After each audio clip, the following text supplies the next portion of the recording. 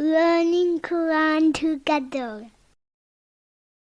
बिस्मिल्लाह अल्हम्दुलिल्लाह वस्सलातु वस्सलामु अला रसूलिल्लाह। सूरह अश-शुअरा आयत 16।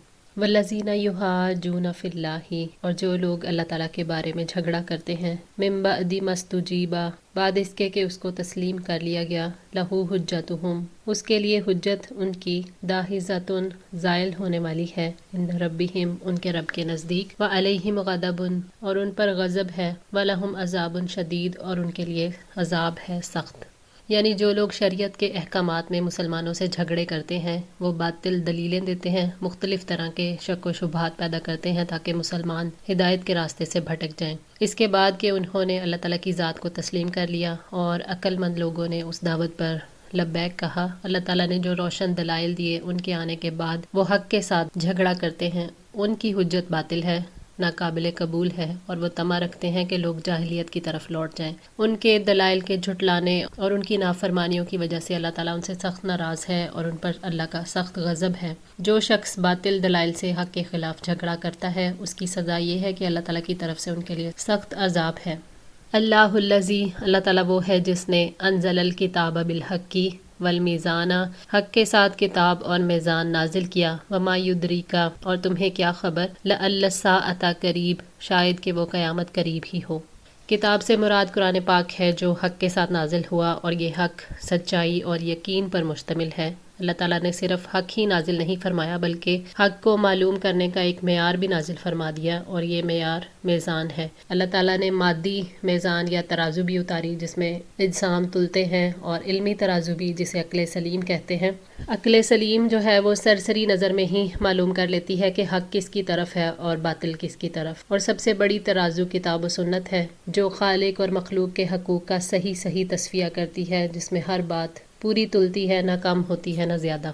मीज़ान से यहाँ मुराद अदल है जिसमें अहकामात और हिकमतें मीज़ान में शामिल हैं। अल्लाह ताला ने इनको इसलिए नाजिल फरमाया ताकि बंदे इसके मुताबिक अपने आमाल का वज़न करें कि कौन से काम मीज़ान पर पूरे उतरते हैं और कौन से काम ऐसे हैं जो इस मीज़ान पर पूरे नहीं उतरते। अल्लाह ताला ने फरमाया कि मीज़ान कायम होने का वक्त करीब है, इसलिए दुनिया से दिल ना लगाओ और अपने रब को राज़ी कर लो, यही अमली मीज़ान में अमाल को वज़न देगा। क़यामत गैब में से है, उसके बारे में कोई नहीं जानता, हो सकता है कि वो करीब ही हो। क़यामत के करीब होने का जिक्र मीज़ान की वजह से किया गया कि दुनिया में शरीयत ने लोगों में मीज़ान लगा कर अदल करना है और आखिरत में अल्लाह ताला की मीज़ान फ़ैसले करेगी। यस्तअजिलु बिहा, जल्दी मांगते हैं इसे, अल्लज़ीना ला युमिनूना बिहा, वो जो इस पर ईमान नहीं रखते, वल्लज़ीना आमनू, और जो ईमान लाए, मुशफ़िक़ूना मिन्हा, वो इससे डरने वाले हैं, वयअलमूना अन्नहल हक़्क़ु, और वह जानते हैं कि यकीनन वो हक़ है, अला इन्नल्लज़ीना युमारूना, सुन लो यकीनन जो लोग झगड़ते हैं, फ़िस्साअती, क़यामत के बारे में, लफ़ी दलालिम बईद, वो दूर की गुमराही में है। क़यामत के लिए जल्दी मचाने वाले हक़ का इनकार करते हैं, उससे दुश्मनी रखते हैं और अल्लाह ताला को क़यामत कायम करने से नाउज़ुबिल्लाह आजिज़ समझते हुए क़यामत का इनकार करते हैं। लेकिन जो लोग क़यामत पर ईमान रखते हैं वो उसकी हौलनाकियों से खौफ खाते हैं, क्योंकि वो यकीन रखते हैं कि जज़ा का दिन यकीनी है। उनके खौफ की वजह से उनका ये ईमान है कि क़यामत के दिन अमाल की जज़ा सज़ा दी जाएगी, और वो उससे डर कर ऐसे अमाल करते हैं जो उस दिन काम आएंगे जिस दिन अमाल का वज़न होगा। और जो क़यामत के बारे में झगड़ते हैं वो असल में हिदायत के रास्ते से हट गए हैं, दूर की मुखालिफत में है, यानी दुरुस्तगी के करीब नहीं है बल्कि हक़ से इंतहाई दूर हैं। क़यामत के बारे में वो लोग झगड़ते हैं जो कि दलाइल पर गौर व फ़िक्र नहीं करते, हालांकि वो उन्हें समझ सकते हैं, इसलिए वो हक़ से दूर चले जाते हैं।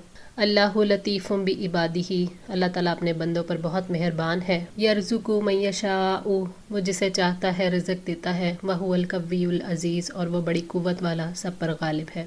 अल्लाह ताला अपने बंदों को अपने लुत्फ़ व करम से आगाह फरमाता है ताकि वो उसे पहचानें, उससे मोहब्बत करें, उसके फ़ज़्ल व करम को हासिल करने के लिए कोशिशें करते रहें। लुत्फ़ व करम अल्लाह ताला के औसाफ़ में से एक विस्फ़ है, जिससे मुराद वो हस्ती है जो दिल की बातों और छुपे हुए भेदों को भी जानती है, जो अपने बंदों को ख़ास तौर पर अहले ईमान को उस मुकाम तक पहुँचाती है जिसके बारे में उन्हें कोई इल्म होता है ना कोई गुमान। अल्लाह ताला जिसे चाहता है किसी न किसी ज़रिए से रिज़्क़ पहुँचाता है, वो अपनी मखलूक में से किसी को भी नहीं भूलता, वो सबके रिज़्क़ का ज़िम्मेदार है, सारी मखलूक उसी का दिया हुआ रिज़्क़ खाती है। जैसे कि अल्लाह ताला ने फरमाया, वमा मिन दाब्बतिन फ़िल अर्दि इल्ला अलल्लाहि रिज़्क़ुहा, ज़मीन में कोई चलने वाला जानदार ऐसा नहीं मगर उसका रिज़्क़ अल्लाह ताला के ज़िम्मे है। سورہ ہود آیت 6۔ وَهُوَ الْقَوِّيُّ الْعَزِيزُ، اللہ تعالیٰ تمام قوتوں کا مالک ہے، اس پر کوئی غالب نہیں آ سکتا، وہ طاقتور ہے، اس کی مدد کے بغیر اس کی مخلوق میں کسی کے پاس کوئی قوت نہیں، ساری کائنات اس کی مطیع ہے، ساری طاقتوں کا مالک اور مختار ہے، اور وہ کمال درجے کا غلبہ رکھتا ہے۔ من کانا یریدو، جو کوئی چاہتا ہے، حرث الآخرتی، آخرت کی کھیتی، نزد لہ فی حرثہ، ہم اس کے لیے اس کی کھیتی میں اضافہ کریں گے، ومن کانا یریدو حرث الدنیا، اور جو کوئی دنیا کی کھیتی کا ارادہ رکھتا ہے، نؤتہ منہا، ہم اسے اس میں سے کچھ دے دیں گے، وما لہ فی الآخرۃ من نصیب، اور آخرت میں اس کے لیے کوئی حصہ نہیں۔ یعنی جو شخص آخرت کے گھر کی تلاش میں ہو، نیک اعمال میں رغبت رکھے، اللہ تعالیٰ اس کے شوق کی کھیتی میں برکت عطا فرماتے ہیں، اسے نیک کام کرنے کی توفیق دیتے ہیں، اس کی نیکیوں میں ترقی کرتے ہیں، اور دنیا میں اسے اس کا جو مقرر کردہ حصہ ہے وہ بھی ضرور دیتے ہیں۔ اور جس کا شوق دنیا اور متاع دنیا میں ہوتا ہے اور آخرت کے اعمال سے وہ بے نیاز ہوتا ہے، وہ پھر دین اور دنیا دونوں سے محروم کر دیا جاتا ہے، کیونکہ دنیا کا ملنا تو اللہ کی مرضی پر ہوتا ہے اور آخرت وہ خود برباد کر بیٹھتا ہے۔ اگر کوئی دنیا کو شوق کی کھیتی بنانا چاہے تو ساری دنیا بھی آخرت کے مقابلے میں کچھ نہیں، اور آخرت میں اس پر پھر جنت حرام کر دی گئی اور وہ جہنم کی بھڑکتی ہوئی آگ کا مستحق ٹھہرا۔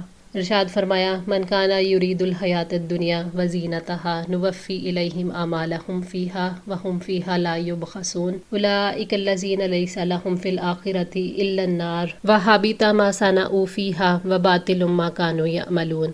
جو کوئی دنیا کی زندگی اور اس کی زینت کا ارادہ رکھتا ہے، ہم اس کے اعمال کا اسی دنیا میں ہی انہیں پورا پورا بدلہ دے دیں گے، اور اسی دنیا میں ان سے کمی نہیں کی جائے گی۔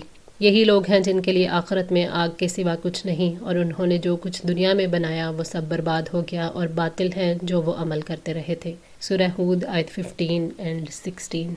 ام لہم شرکاء، کیا ان کے کچھ شریک ہیں، شرعوا لہم، انہوں نے مقرر کر دیا ان کے لیے، من الدین، دین میں سے، ما لم یأذن بہ اللہ، جس کی اللہ تعالیٰ نے اجازت نہیں دی، ولولا کلمات الفصل، اور اگر فیصلے کی بات نہ ہوتی، لقضی بینہم، تو ضرور ان کے درمیان فیصلہ کر دیا جاتا، وان الظالمین لہم عذاب علیم، اور یقیناً ظالموں کے لیے دردناک عذاب ہے۔ یعنی کیا مشرکوں نے اللہ تعالیٰ کے ساتھ جنوں، شیطانوں اور سرداروں کو معبود بنا رکھا ہے، حالانکہ پیروی انہیں اللہ تعالیٰ کے دین کی کرنی چاہیے تھی، جنہوں نے دین کا وہ طریقہ ان کے لیے مقرر کیا ہے جس کی اللہ تعالیٰ نے کوئی اجازت نہیں دی، یعنی شرک اور بدعات کو رواج دیا، اور اپنی خواہشات نفس کے تقاضے کے مطابق اللہ کی حلال کی ہوئی چیزوں کو حرام کیا اور اس کی حرام دہ چیزوں کو حلال کر لیا، حالانکہ دین وہ ہے جسے اللہ تعالیٰ دین قرار دے تاکہ لوگ اسے دین بنائیں اور اس کے ذریعے سے اللہ کا قرب حاصل کریں۔ اس بارے میں اصول یہ ہے کہ ہر شخص کے لیے کسی ایسی چیز کو شریعت قرار دینا ممنوع ہے جو اللہ اور اس کے رسول کی طرف سے نہ آئی ہو۔ اللہ تعالیٰ نے فرمایا کہ اگر قیامت تک کی مہلت کا فیصلہ طے نہ کیا جا چکا ہوتا تو ان کے درمیان آخرت سے پہلے ہی فیصلہ کر دیا جاتا۔ یہ مشرکوں کے لیے وارننگ ہے کہ اگر وہ اللہ کے دین سے منہ موڑیں گے تو ان پر دردناک عذاب مسلط کر دیا جائے گا۔ تر الظالمین، آپ ظالموں کو دیکھیں گے، مشفقین، ڈرنے والے ہوں گے، مما کسبوا، جو انہوں نے کمایا، وہوا واقع بہم، حالانکہ وہ ان پر واقع ہونے والا ہے۔ مشرک میدان حشر میں گھبرائے ہوئے ہوں گے، ڈرے ہوئے ہوں گے، اور یہ ان کے شرک اور نافرمانیوں کی سزا ہوگی۔ عذاب ان پر واقع ہوگا کیونکہ انہوں نے عذاب کے لیے سارے اسباب اختیار کیے ہیں اور ان کی مہلت کا وقت بھی ختم ہو گیا۔ اللہ تعالیٰ کے عذاب سے اب بچانے والی کوئی چیز نہیں، انہیں ان کے اعمال کا مزہ چکھایا جائے گا۔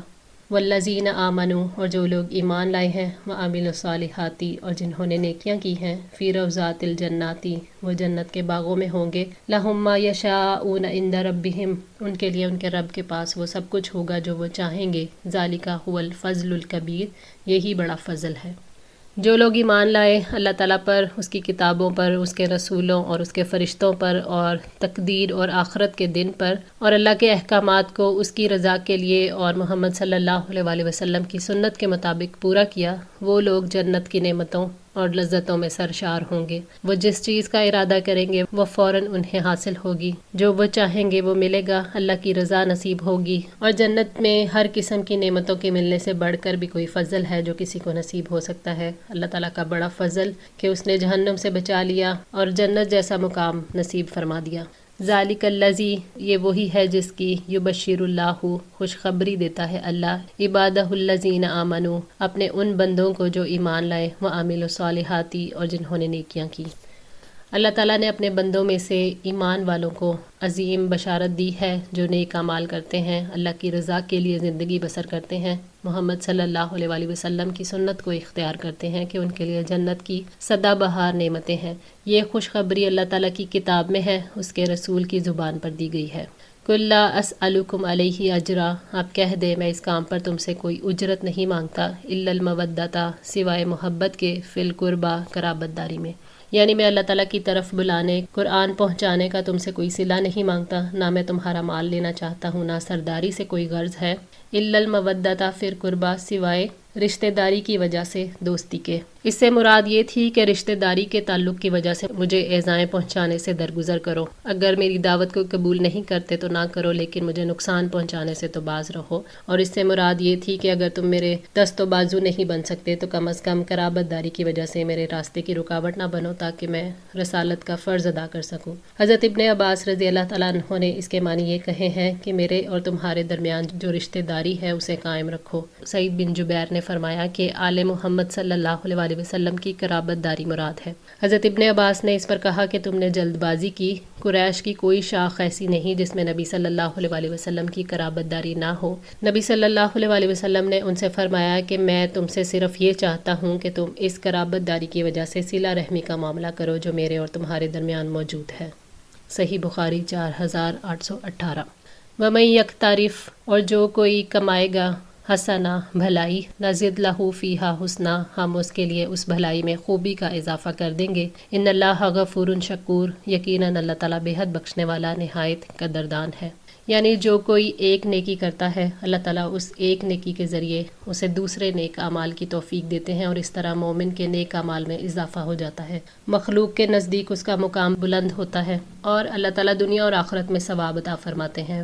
بے شک اللہ تعالیٰ اپنے بندوں کے گناہ بخش دیتا ہے اور ان کی فرما برداری اور نیکیوں کا قدردان ہے۔ آج کے لیے اتنا ہی۔ دعا ہے اللہ تعالیٰ ہماری اس کوشش کو قبول فرمائے، ہماری غلطیوں کوتاہیوں کو معاف فرما کر ہماری اصلاح فرمائے۔ جزاکم اللہ خیر، والسلام علیکم ورحمۃ اللہ وبرکاتہ۔